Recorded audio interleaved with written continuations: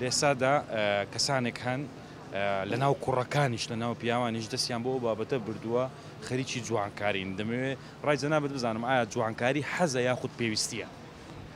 والله ئێستا گەر بیتە وەکو ئێستا لە باسی ئێستا بکەی بۆتە حەز پێویستی نییە، چونکە ئەگەر کەسێک پێویست بە جوانکاری بکاتەوە دکتۆر بۆی داهێڵێ بێ ئەو شوێنت مەسەلەن بەم شێوە بۆ نمونە زۆر جار لووت کە زەربەیە شتێکی بەرەکەوێ یان دەست ئێسکێکە شوێنێکە ئەوە دکتۆر دایانێت جوانکاری بۆ بکەیت، بەڵامی ئێستا نا ئەمە بەرزکردنەوەی ڕوومەت و بەرزکردنەوەی برۆ و ئەم چرچلۆچ لابردن و ئەمانە حەزێ هیچ پێویستی نییە لە بەرەی تۆ ئەگە پێویست وایە دکتۆر بۆ هەمومانێ نووسی ئەم چرچلۆچەیە لادا ئەم برۆت بەرزکەوە نیە بۆ پیاویش بەڕای من هەر پیاوێکە جوانکاری کردێتر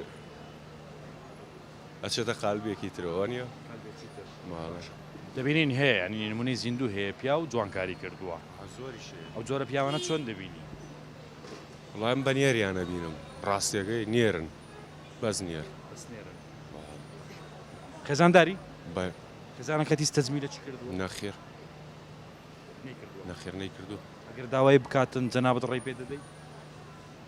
وەکو حەز ئەگەر داوای کات بۆ خۆی تەعاان ئەویش وەکو من ئازادە من حەزێکم هەبێ حەزم لار شتێ بێ بیکەم ئەویش حەزی لێبێ ئەیکات، بەڵام ئەگەر زۆریش پێویست نەکە عنی بیکات نایە لەم بیکات، بەڵام ئەگەر پێویست کات حەز بێ بیکات خۆمەی بم بۆ یەکە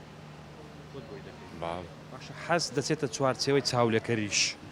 خۆی ئێمە بە عادەتەن ئەم وڵاتە هەمومان چاولێکەرین هەرچیشتمانێ تەقلیدە هەمووی تەقلیدەوەرە لە جلو بەرگەکەت لە شێوازی ناخواردنت خەوتنت هەستانت هەرچی تۆیگەی تەقلیدە کا چی خۆمانە تەقلیدی چێە؟ تەقلیدی غەربە سەتان نەوەتی ئێمە تەقلیدی غەربەگەینەوە بۆ زانیاریشت کامەشتە خراپەکانە تەقلیدەکەینەوە باشەکانمان تەقلید نەکردو.